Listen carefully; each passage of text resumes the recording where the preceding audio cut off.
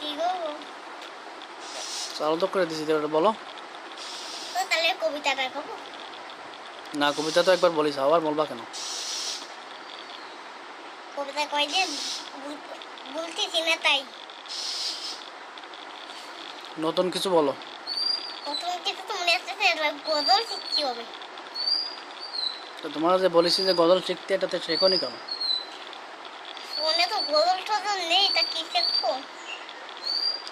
তো কও যে ফেসবুক চালাও, তারপরে ইউটিউব চালাও, তার সেই সময় গজল শোনা যায় না একটা?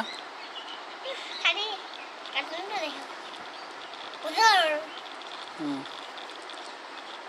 আমি ফোনে কার্টুন ধরে আস্তে পাতায় আস্তে একটা আল্লাহর নাম লিয়া তাই হচ্ছে ওইখানে লাভ দিয়ে দিল, তাই দিলাম তাই মানে রুটি